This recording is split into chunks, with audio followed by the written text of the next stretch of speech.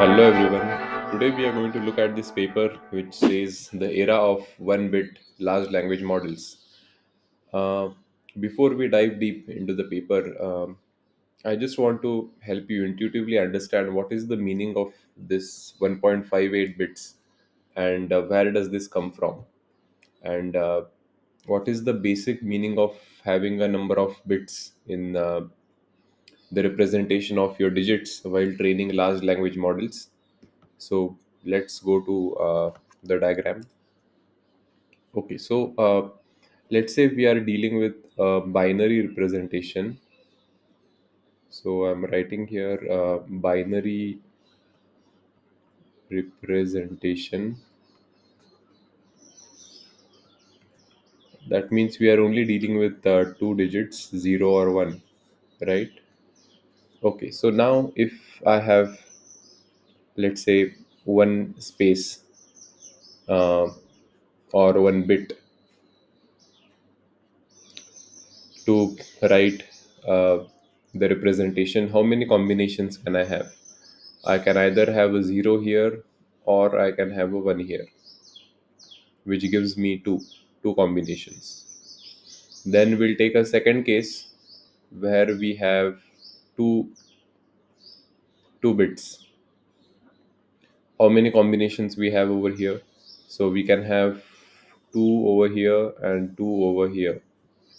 So the total number of combinations that we have is 2 into 2, that is 4. So do you see a pattern over here? If we had one bit, we had two combinations. If we had two bits, we have four combinations, etc. Now, if someone asks you that, hey Rajat, I have only three combinations with me, right? I'm looking at only three different variations. I'm not looking at two. I am not looking at four. I'm only looking at three. So, how many bits should I have to be able to represent these three digits in my representation? So you would naturally say that, okay, so it looks like it will be somewhere between 1 to 2, but I'm not sure what the exact number is. So if let's say we take some inspiration from both these cases, we can see that the actual output is basically 2 raised to n. So 2 raised to n, where n are the number of bits, is equal to the number of digits that you have, which is capital N. So here capital N is 3. So basically n is equal to log of n to the base 2, which is equal to log of 3 to the base 2, and that's where the number 1.58 actually comes from.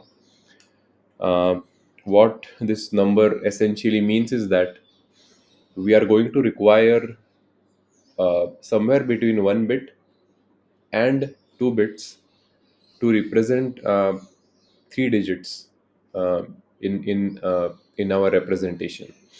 So what do I mean by three digits? In this paper, what they have done is that they have represented all the weights using -1, 0, and +1. That's it. So they need the number of bits that can be used to represent a combination of these three. That's it.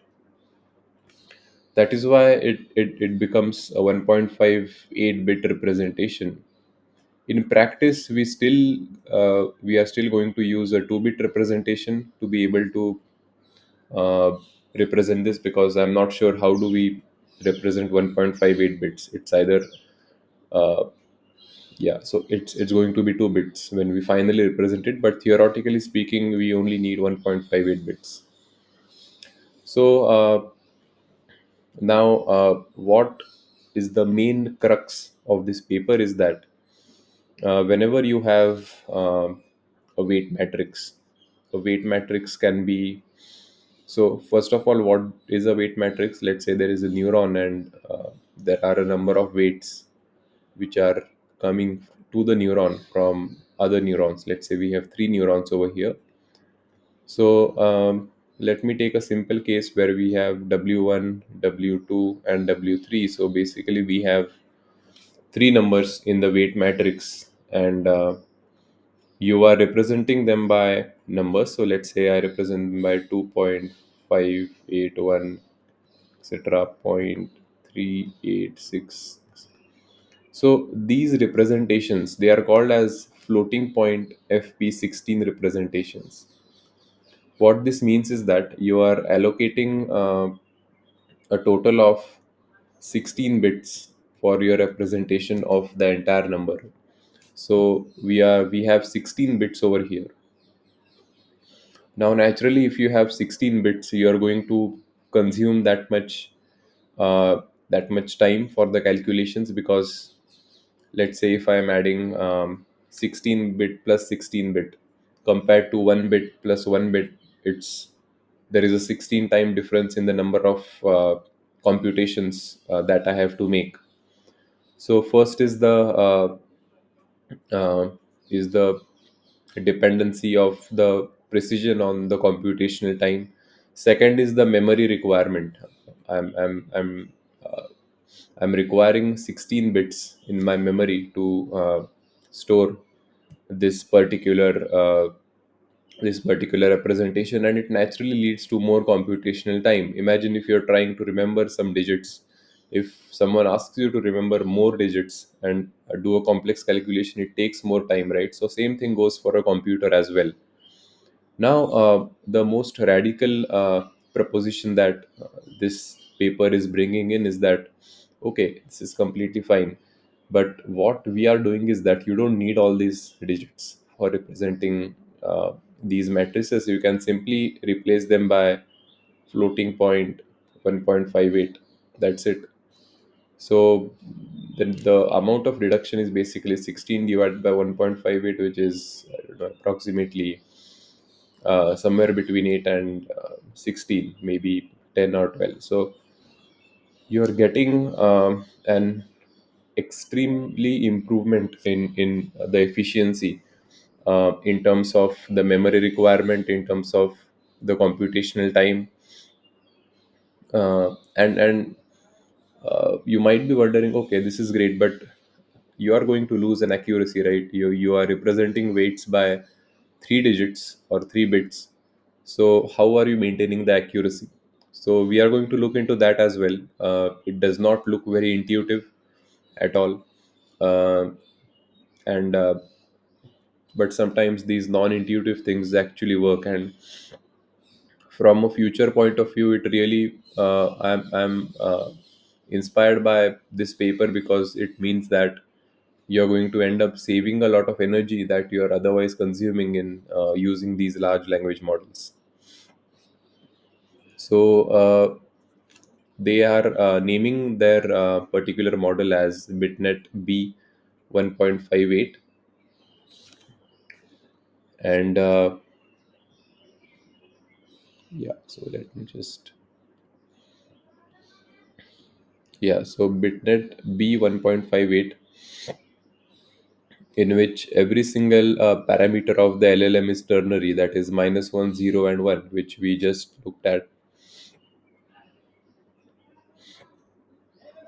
And they are also proposing a new scaling law. So the meaning of a scaling law is that, let's say you train your model for a certain set of parameters, right? Let's say 70 million parameters, and you got a certain improvement in the computational time and the memory requirements.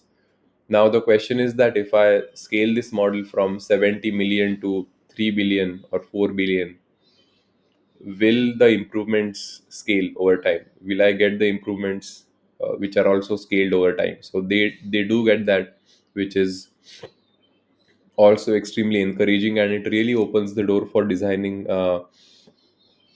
specific hardware optimized for one bit large language models. uh, this also reminds me a bit of uh, principal component analysis, because there what you're doing is that you are obtaining a representation of which is also you're losing some information over there, but you're retaining the core, and then you're trying to recover that later. Obviously, you have lost something, but the point is that even if you have lost something, whatever you have kept intact is enough for you to derive insights, and the same is true for this particular paper as well. So here you can see that how they have done this conversion. Just from a basic point of view, all positive values uh, have become 0 or 1, and all negative values have become 0 or -1. So we'll come to how exactly they do this mathematical operation as well, but typically it looks like this. Now exactly where the time saving component comes from is that if you look at the matrix multiplication operations involved in the large language models, typically you are multiplying a weight matrix with an input matrix. This goes for any neural network architecture. You are multiplying the weights by the input which are coming into that layer. Now this is a calculation which is extremely costly, and it requires a GPU to do that.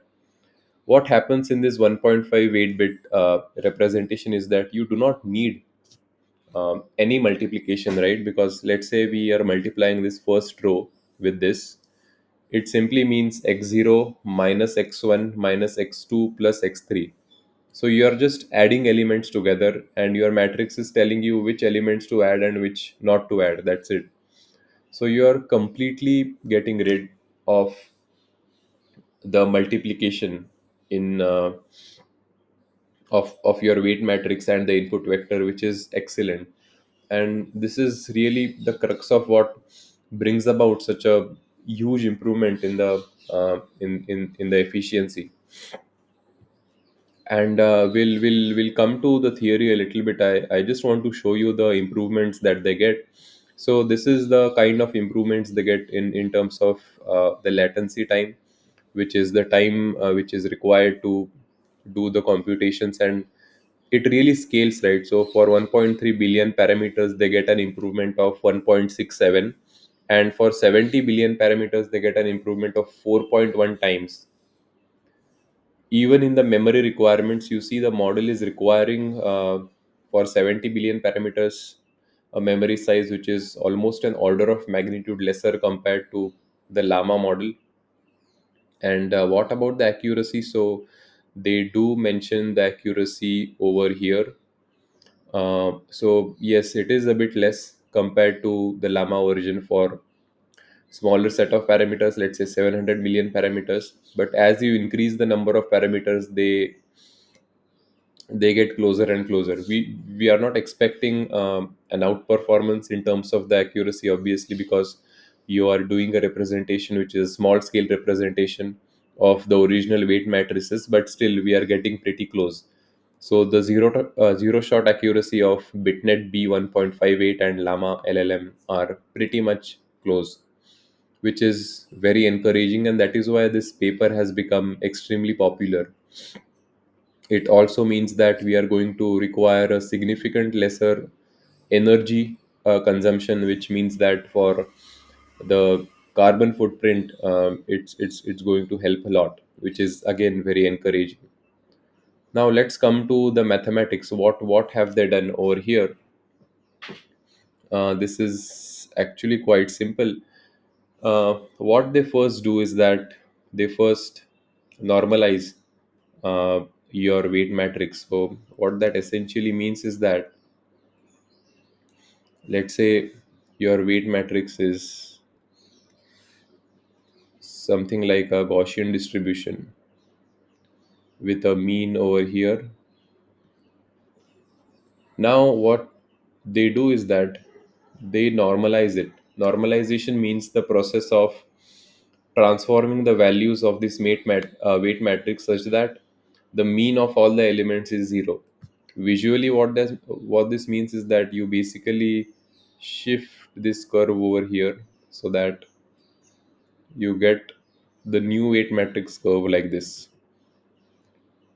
Now the mean of this curve is obviously zero, but you have maintained the standard deviation in this process, because you're simply translating the weight matrix. So with an example, let us have a look at this. So let's say we have a weight matrix which is 1, 2, 3, and 1.